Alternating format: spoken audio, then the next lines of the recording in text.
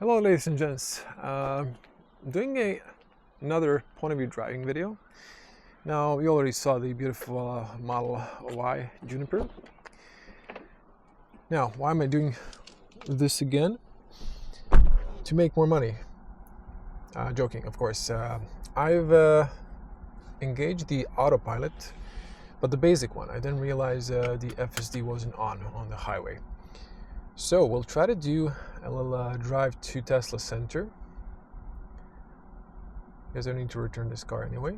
There we go. Now I'm going to return the car. I'm going to go via the highway because it's faster, less traffic, and we can of course show you the autopilot. Now excuse me, FSD. So the autopilot shows lane markings blue, but FSD, when it's on, has a straight line. So I will go to the highway. Actually, I will use the same route for any night point of view driving, at least this part. So I'm gonna be a bit quiet. You enjoy the car. And on the highway, we're going to see the FSD. Ooh, that was a weird sound. I don't think it was the brakes. I did fold the cover on the back, so maybe that's that. I don't know.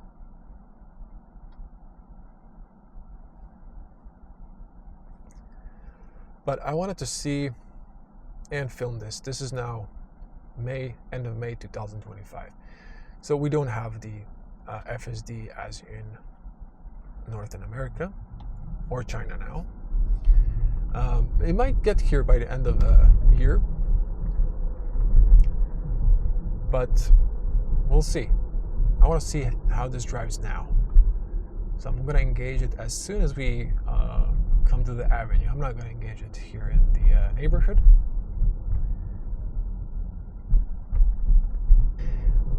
Beep, beep, beep, beep. Yeah, annoying little sound. Not so annoying in Tesla as in some other cars I've tested. Mandatory in Europe.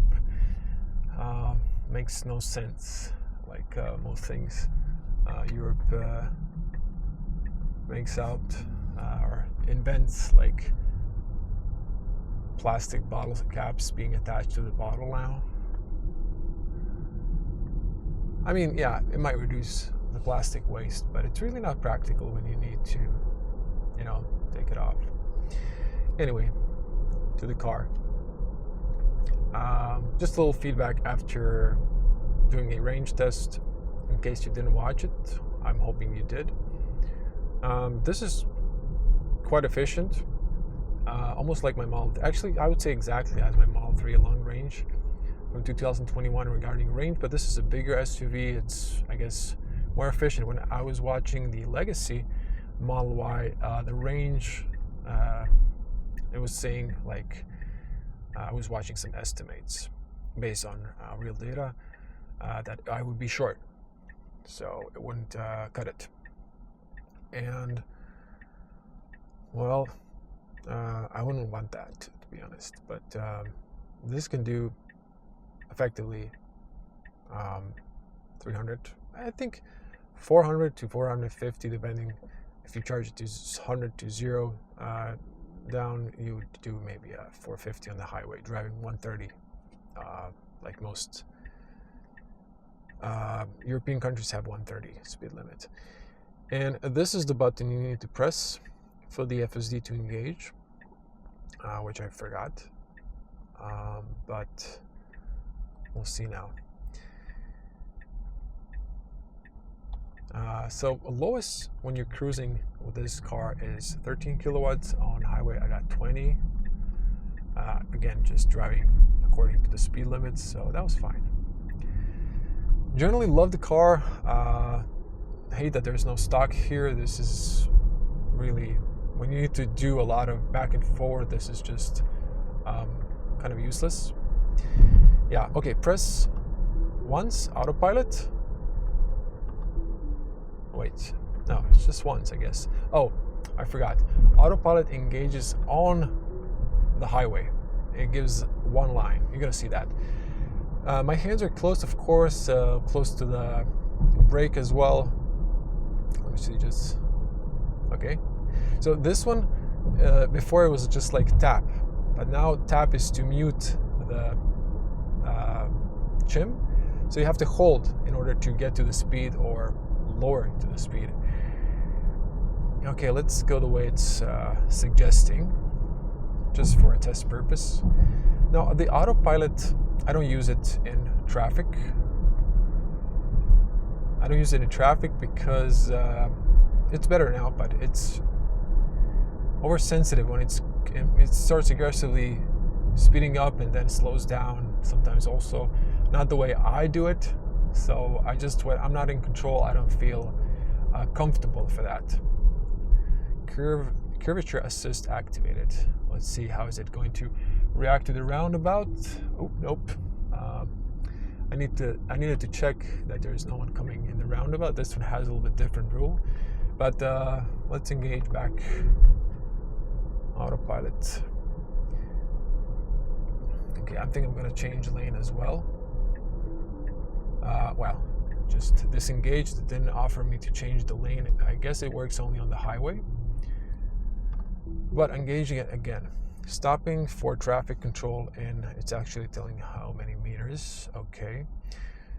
So it shows this a line now red, same as the traffic light.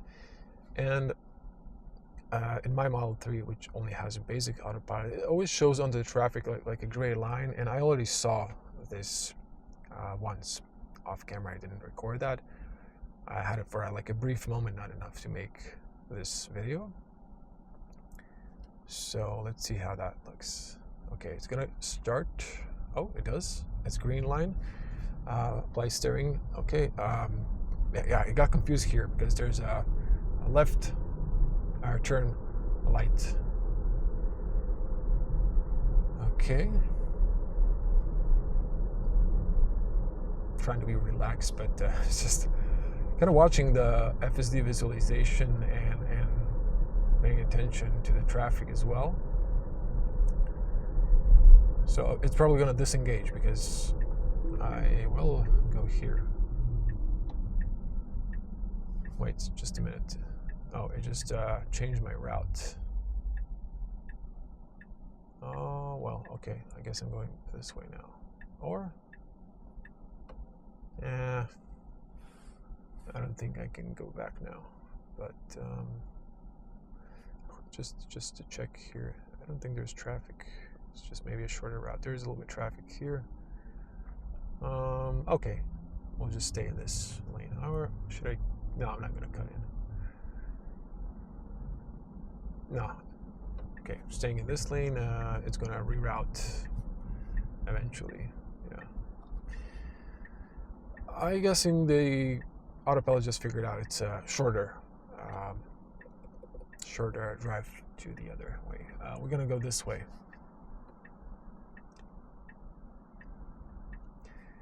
Now, let's talk about the price of the autopilot. It's just a little bit under 7,500 euros in Europe.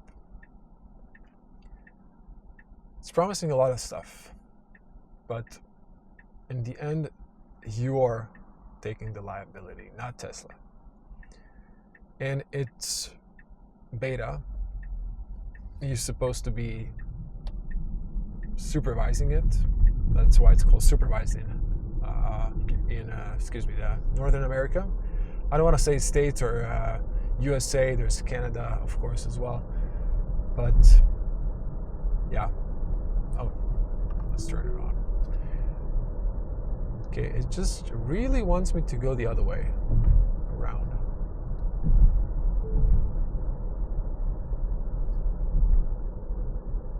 Okay, oh wait, okay, did it figure it out before the light changed? I don't know, it's odd. I'm gonna keep ignoring the routing, even if there's traffic that I might regret, but we'll see. So, now one of the features is it's gonna stop for a traffic light. that would be nice if in the basic autopilot, but I don't think I need that really. I don't use the autopilot in the city. I use it only on the highway sometimes. It's just like easier if it's keeping the lane, and I can just do some basic stuff around the car or just on the display. But it's a bit sensitive. It's asking to pay attention to the road. Before, when I got the car, it wasn't so sensitive, but people were abusing it, putting like water bottles, weights, and so on to it just to fool it. And then, after a few accidents, Tesla decided, ooh, there's a Juniper taxi already. Wow.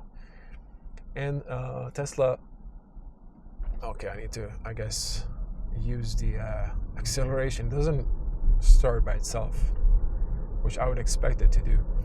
But maybe in the North America, this one doesn't do it, see? So again, is it really worth it? I don't know. I don't think so. 7,500 euros for a software. It's probably the most expensive software an individual can buy.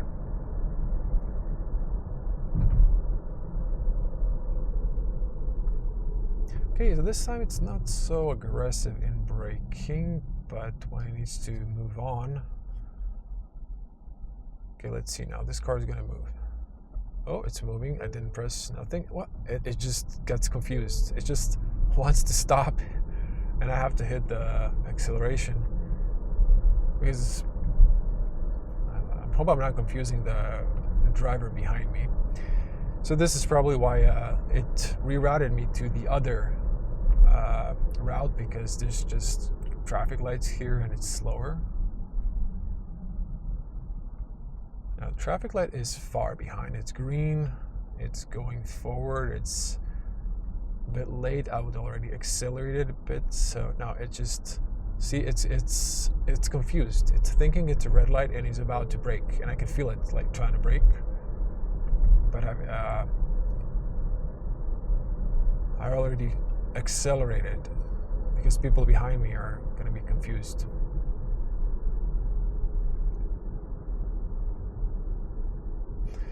Yeah, again, 7,500 euros for a software is kind of ridiculous, to be honest. If it was like a let's say 3,000 euro option, maybe, and if it was working perfectly, I would be like, maybe.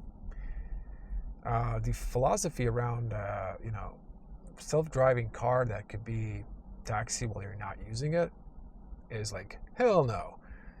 Someone trashing my car for what? It's not going to pay itself off. People just trash cars. I mean, it depends on the country, but the cab cars are usually the beaters, because some people don't respect other people's property, and they just don't care if they damage something, if they put a scratch, if they come in with muddy feet. They just are not respecting the car. And I would personally never, if I had that option, let my car. It's like lending a tool. If you don't really know a person, that the person is reliable and it's gonna take care of the tool and return it in the same condition he or she borrowed it, I wouldn't give it to anyone, because if they damage the tool, same with a car, you don't give your car to anyone. It's like you don't borrow your wife. That kind of philosophy, right? Yeah, here's a little bit of traffic. So I'm going to stop recording here and continue on once we pass this traffic. Actually, wait, maybe no. It's going to be a longer video now. I want to see how this works and show you actually how this works. Just checking the camera. My head setup is just kind of a... Ooh, I don't like this. It's like being a passenger in an EV when someone accelerates too aggressively. Oh, that was actually kind of good. Big manhole, and it was a slow speed, but the new suspension is so good. It wasn't that hard.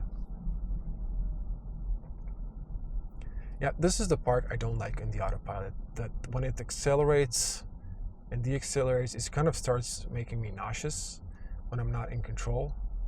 So for this part, I'm just going to disengage it. I'm just going to press the brake. Okay, one place I would like to use the autopilot is the highway. Okay, I don't think it's going to do this correctly. No, you're going to... It would hit the curb. Wow. Not paying Tesla for the alloys. It would definitely hit that curb, so... Someone's loaded. Now, I was trying to say, if in the future this could potentially drive you without any intervention, so you can like watch a movie, read a book, I'm open for that kind of future. I'm not close-minded. I actually travel a lot, and it's a pain in the ass to commute for a few hours.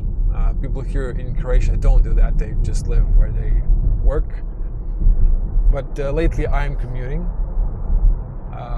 once or twice in a week, and I would sometimes just like to have a self-driving autopilot that I don't have to do anything and spend my time relaxed, maybe even on the back, Okay, here's a little bit of traffic. I'm gonna re-engage this autopilot. Okay, why is it not engaging the... Oh, I forgot. Sorry. Now FSD is active. Maybe I should have engaged it when I was doing on ramp, because I'm gonna leave it in the off ramp. But it can engage when you merge on the highway. Sorry, just accidentally pressed that. Now I'm gonna tell it to increase the speed about 10. There's a little bit of traffic, so it's doing fine. I've set the distance to like 2. It used to have 1, but it's 2, I guess, like 2 second rule. Now, watch this. I'm gonna signal, but it's asking to slightly apply the force. And I'm like, what is the point of that? The Mercedes-Benz can do it without that. Ooh, this guy is... Actually, I'm just gonna move. It's for his safety. I think he has a flat. Now, I've used this in my range test a little bit. And what I figured out when I wasn't recording, a few times I think it did it by itself, the change lane. But maybe I was just holding the steering wheel and didn't realize I did the movement. I'm going to try to demonstrate it one more time.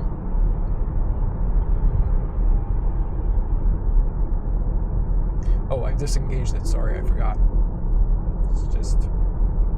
Actually, I got used to not using the autopilot that much. There's a faster car behind me. Although the traffic is kind of cleared out, but I'm just going to change lane here. It's kind of warning me that that semi is close. Okay, let it pass. This light is cool, but it's too small, honestly. Okay, let's say I want to come back. Oh, I didn't touch the steering wheel. It did it by itself. That makes sense, but what I've noticed, it only does it for the changing into the left lane, not the right lane for some reason.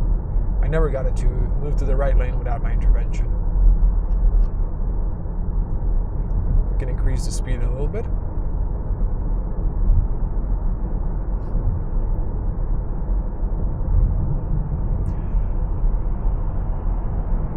Okay, now there was a constructions up ahead, and I'm not sure if it's finished or not. This is going to be a challenge for this if it's still there, but I didn't see the sign, so it might be, it's possible that they've finished up, because there was like slow down and a little curve.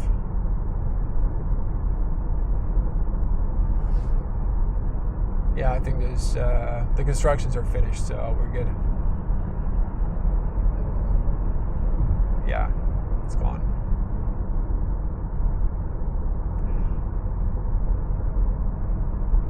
I'm gonna be quiet a little bit.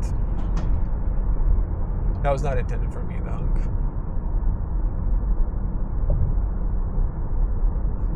It's suggesting that I move, and I'm gonna listen to it. I don't think I've touched it.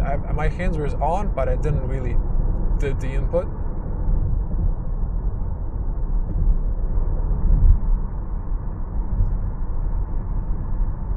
Okay, I can see there's some traffic that's gonna merge back in. Well, it did it by itself. Okay, I like that. That makes sense. Sometimes it's asking for input. Sometimes it's not.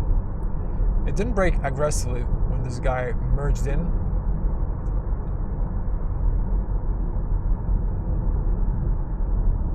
It's kind of smooth. I mean, it's not aggressively braking. I like that. The standard autopilot sometimes is. It got better, but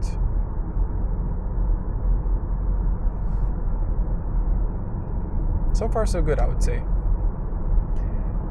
Well, it's 80 here. Okay, I'm just gonna press this. Actually, let me do this. I'm gonna come down to 90. Why did you come back? I muted you. So in Croatia, we have this 10 kilometers up to the speed limit, up to 100 kilometers per hour, and then above it's 10%, plus another 10 for speedo not being 100% correct always. But if you're from abroad at like highway speed, you can drive 140, you're safe. But locals can drive like 150. But if you're from abroad, just 140 is fine for you, just a little bit faster, but for 130, of course.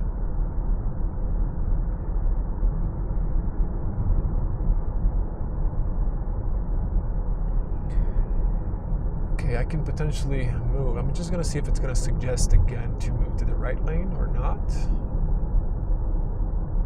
Okay, I'm gonna do it, what the heck, because I'm gonna exit anyway. Okay, this time it's asking for my input. I have a feeling like if my hand was recently on it, why did you disengage? Oh, it didn't, okay. If I'm regularly touching the steering wheel, just slightly moving it, and then I do the signal, it's gonna do it itself. But if I wasn't touching the steering wheel for more than 5 seconds, and then I turn or signal, I want to turn, in that case it's going to say do it manually. I have a feeling that's a situation here.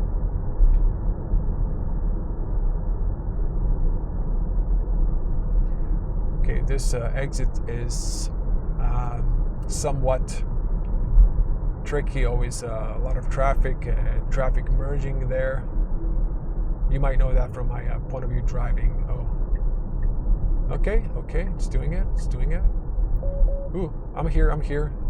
Don't freak out.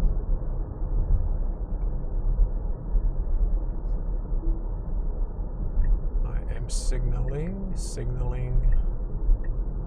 Is it getting it? It's getting it. Oh, okay. A bit aggressive there with maneuvering. I want to lower my speed, lower the speed, 40, okay, 55, it should be fine, 50. Ooh, okay. I'm sorry, this is first time for me. I'm trusting this, and see, this is where the traffic piles up. I should be fine on the right side because it's just a clear path. Oh, okay. Tricky. Okay, I didn't want it to wait to see if it's gonna hit the fence there or not, but okay. See now, you saw it went from autopilot to FSD. Okay, another tricky one. This exit is underneath. It's going around. it's slowing down for this car. I'm glad that the car behind me didn't got mad. And now it's just decided I'm not using the FSD. I'm using the... Okay, I just disengaged the autopilot. So I switched to Basic Autopilot because it has a GPS info where the highway ends. I was surprised it was working past the bridge, but that's fine. That did not sound good. I mean, it did go a bit faster, but it sounded like... I hope I didn't scrape the alloy. Is that possible? There was like this uneven part. It wasn't going that fast or something. But I think it's just like wobbled a little bit. This alloy already was curbed, and the tires do have a little bit of protection, but these alloys design-wise are prone to being curbed. And now I was like wondering, how did someone manage to do it? Because the curb protection was decent, and I think I just figured out how. Maybe if the car bounced and in the bend, the tire does move a little bit, and maybe the alloy was exposed and I've just curbed it there. Unintentionally, of course, but that's possible.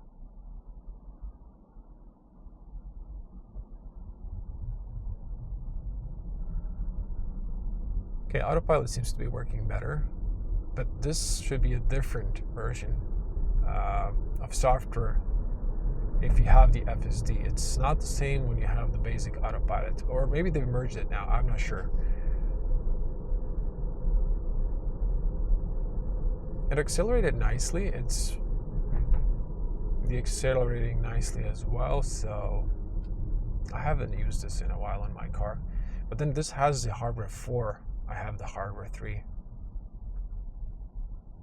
Okay, it's fine. There's another Juniper in front of that Skoda. I'm just gonna see how is it gonna accelerate. Okay, wasn't too aggressive. Slowing down, also not too aggressive. This last part was slightly uncomfortable, but I guess it's okay.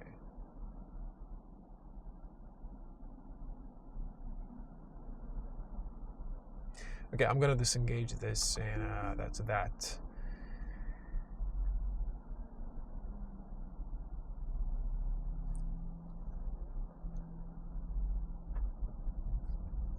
This map is just interesting.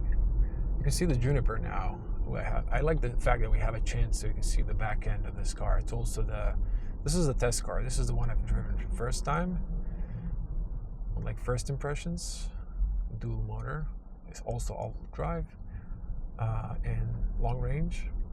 This is the free color now. This is the darker gray color. This is the Quicksilver. I like the turn signal. I just wish it was dynamic on the back. It would really look good if it had that feature.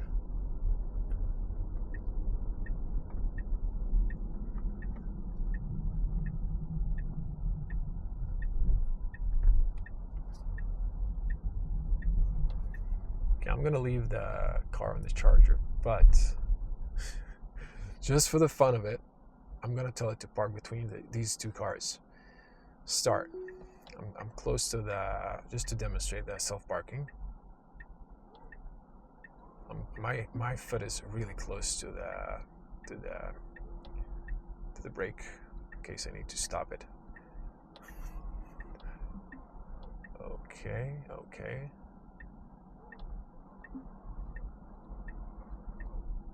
What I've noticed, most people are purchasing the gray, the white, Quicksilver Model Y, and the red one, and the blue. I didn't see the blue one. This is the first red one I see.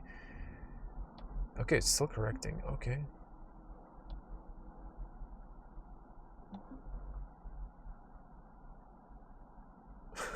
Is it confused?